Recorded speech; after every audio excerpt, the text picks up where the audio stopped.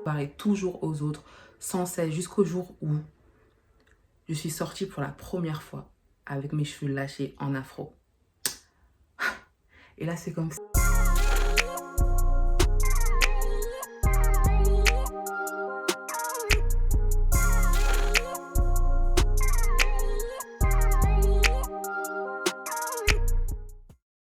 Bonjour à toutes et à tous et bienvenue sur ma chaîne YouTube. Je me présente, je m'appelle Anne-Sara, aka Royal Wisdom.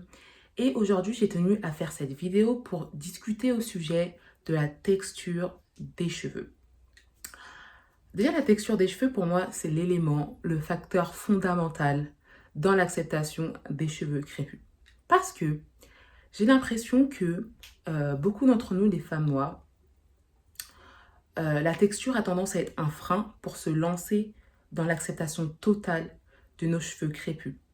C'est-à-dire que combien d'entre nous ont pris l'initiative de finalement prendre soin de ses cheveux, finalement les assumer, les chérir et se sentir en paix et en harmonie en fait avec eux, sans avoir à les camoufler sous des superficialités, sans avoir à changer leur texture, etc.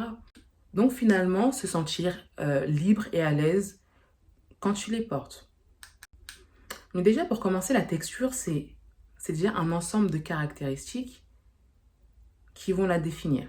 C'est-à-dire l'épaisseur du cheveu, la densité de tes cheveux, l'élasticité, la souplesse, la frisure de tes cheveux.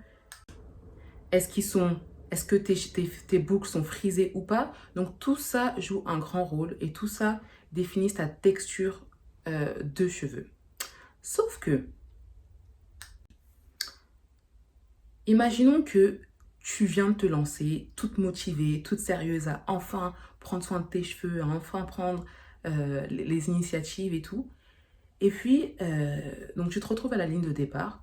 Tes premières sources sont les chaînes YouTube, les vidéos YouTube de femmes noires avec des cheveux resplendissants, rien à dire. Et tu te dis, ok, dans quelques années, j'espère avoir les cheveux comme ça. J'espère que mes cheveux vont se comporter de telle manière. J'espère qu'un jour, j'aurai les mêmes cheveux. C'est ce qu'on se dit. Hein. C'est ce qu'on dit dès le départ. On se dit, oui, j'aimerais bien avoir cette épaisseur, ce volume-là, etc. Et on ne se rend pas compte. On ne se rend pas compte qu'on sort complètement de la réalité, tout simplement parce que beaucoup d'entre nous, clairement, avant ça, nous n'avons jamais expérimenté notre vraie texture. Nous n'avons jamais réellement vécu avec, en gros. Surtout si tu faisais que des défrisages, surtout si tu les camouflais que sous des que sous des superficialités, c'était compliqué pour toi de les apprendre et de les connaître réellement. Donc, tes premières sources étaient ces filles-là, aux cheveux épais, aux cheveux sublimes, radieux, en tout cas considérés radieux. Et donc, ces cheveux-là étaient tes premiers modèles. Disons que ton but était de te faire un simple chignon avec un peu de gel, etc. Tu dis, ok, donc je vais acheter ce gel-là, EcoStyler Gel. On m'a dit que ce gel-là plaquait bien les cheveux, d'accord. Je rentre chez moi, j'essaye la coupe de cheveux, j'essaie de plaquer mes cheveux avec ce gel-là. Je me rends compte qu'au bout de 2 minutes, non, le gel ne tient absolument pas. Ça rend mes cheveux frisés, à gauche et à droite, c'est la catastrophe. Ensuite, tu dis, bon, bah peut-être que mes cheveux étaient en mauvaise forme, etc., etc. Tu réessayes le lendemain. Tu as envie de sortir, de te mettre bien et tout. Tu essaies de mettre ton gel. Ça ne tient pas. Tu dis, d'accord, ok. Donc, déjà, tu t'es mis en tête que mes cheveux ne sont pas beaux sans gel. Voir mes cheveux frisés et tout sur la devanture n'est pas correct. Je ne peux pas sortir comme ça. D'accord? Donc, ces attentes-là sont irréalistes et contraires au comportement naturel de nos cheveux. Parce que ceux-ci se comporteront toujours en fonction de leurs propres attributs. C'est-à-dire que si tes cheveux naturellement sont résistants au gel parce qu'ils sont naturellement un peu moins souples, ils sont peut-être plus épais en termes de grains de cheveux, ils ne tiendront pas forcément aussi facilement. Attention, vos cheveux peuvent très facilement tenir si par exemple vous mettez un foulard et compagnie, donc au bout de 30 minutes, oui, ils tiendront. mais je parle de la manière naturelle, c'est-à-dire que vous mettez votre gel et vous sortez dehors, vos cheveux sont plaqués. Personnellement, ça ne fonctionne pas sur moi, d'accord? Sauf que beaucoup d'entre nous avons du mal à l'accepter. Et donc, on se braque sur ça. Et attention, c'est pas que le gel, c'est pour tout, même pour la densité des cheveux. Donc, il y aura des filles euh, qui après avoir vu toutes ces vidéos, toutes ces filles aux cheveux volumineux, etc., se disent, bon, j'ai essayé de réaliser ce même afro-là. Elles essayent. Non, le rendu n'est pas le même parce que sa nature de cheveux est différente. Et le même cas, et c'est pareil, elle se braquera, elle se dira, ah bah non, mes cheveux naturels ne sont plus pour moi, ils sont plus pour moi.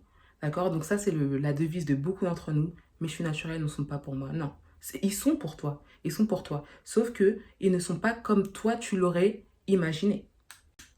Et rebelote, rebelote, tu refais marche arrière et tu reviens à te les camoufler, à te remettre des superficialités parce qu'ils ne ressemblent pas à ce que toi, tu avais imaginé. Et donc finalement, les bonnes intentions que tu avais au départ sont finalement contre-productives. Parce qu'au départ, tu disais, bon, il faut que j'assume, il faut que j'apprenne à les aimer, il faut que j'apprenne à les accepter. Et bah, finalement, c'est tout le contraire. Tout le contraire. Tu te braques encore plus et tu te rends presque victime en fait. Parce que tu dis, ah non, mes cheveux sont comme ça, ils sont comme ci, ils sont comme ça. Ils sont pas censés être comme ceci. Ils sont incontrôlables. Parce que avant même d'avoir cherché comment ils fonctionnent, quelles sont les étapes à suivre pour prendre soin d'eux en fonction de leurs propres attributs, tu as préféré apprendre à te coiffer en fonction de ta voisine qui se coiffe d'une telle manière en fonction de ses propres attributs. Et je sais que c'est plus difficile à dire qu'à faire, mais le truc c'est que les réseaux sociaux et compagnie, ils ont une image tellement parfaite des cheveux crépus avec le gel et compagnie. En gros, les cheveux crépus sans être crépus, c'est-à-dire qu'on montre les cheveux crépus, mais pas trop quoi. Il faut qu'ils soient bien, bien mis de côté, bien patauger de crème, etc. pour les rendre plus raisonnables, plus acceptables. Et inconsciemment, dans ta tête, en fait, tu dis que c'est comme ça qu'ils doivent être, c'est comme ça qu'ils doivent se comporter. Alors que non, ce n'est pas la réalité. Le cheveu crépus beau de cette manière n'est pas une réalité. C'est juste la manière dont nous avons peaufiné tout ça. Il suffit en fait qu'une très grande marque capillaire mette en place un gel contrôle et compagnie, et promeut, qu'elle promeut sa marque avec des youtubeurs de grande renommée, là, de cheveux naturels, etc. Et attention, ce ne sont pas des youtubeurs lambda, ce sera des youtubeurs pour qui la texture correspond au produit donné, bien sûr. Je ne vais pas donner mon gel contrôle à une personne avec qui les cheveux ne prennent pas bien. Donc tout est visé, tout est calculé. Et donc, lorsque ce gel-là fonctionne, lorsque ce gel-là arrive aux oreilles de tout le monde, vous verrez de plus en plus de revues avec ce gel-là, de plus en plus de vidéos, de plus en plus de modèles, et donc de plus en plus de cheveux crépus mis en lumière avec ce gel-là. Et tu diras, bon, ok, c'est bon, mes cheveux ont un problème. Et c'est la même chose avec les crèmes définisseurs de boucle, etc. C'est la même chose. Personnellement, je sais que ces crèmes-là, je les mets sur mes cheveux, ça ne sert à rien. Mes cheveux seront frisés de tous les sens, ça ne sert à rien. Ça ne fonctionnera pas sur moi.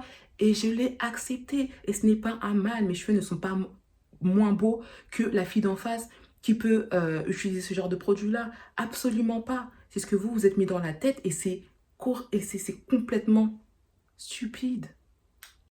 Donc s'il te plaît, toi qui viens de te lancer dans ton aventure capillaire, arrête de te comparer aux autres.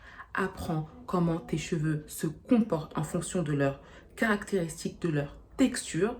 Donc leur texture, encore une fois, la caractéristique globale.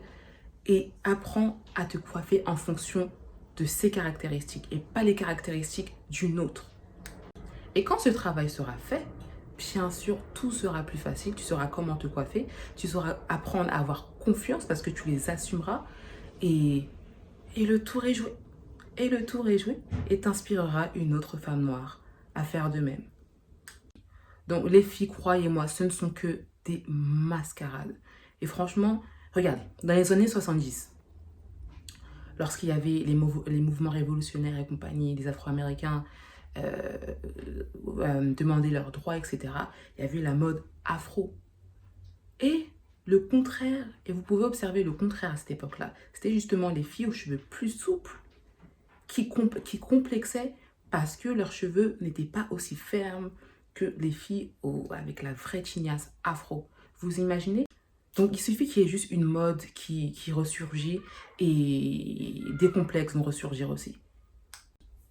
Et de toute façon, je l'ai toujours dit, tout dépend comment tu portes tes cheveux, tout dépend comment tu les mets en valeur. Si tu sors avec tes cheveux crépus tout en étant négligé, ils paraîtront négligés, c'est logique. Et je vous dis ça parce que je suis passée par là. Je suis passée par là à mes débuts, mais c'était grave. Je me comparais toujours aux autres, sans cesse, jusqu'au jour où je suis sortie pour la première fois avec mes cheveux lâchés en afro. Et là, c'est comme si c'était... Ouf! C'est comme s'il y avait le feu en moi. J'étais sortie de chez moi, boum, en afro. Je me sentais plus. Je me sentais plus. Et mes épaules s'étaient redressées. C'était juste... Je ne sais pas comment expliquer. Hein. C'était juste incroyable. La sensation que j'avais était juste... me faisait du bien. Je me disais, enfin, c'est moi. C'est ce que j'ai naturellement. Et je me sens bien avec. Et même les gens autour, hein. Vous allez attirer l'attention, mais pas de la mauvaise manière. Ça sera, waouh, cette fille-là.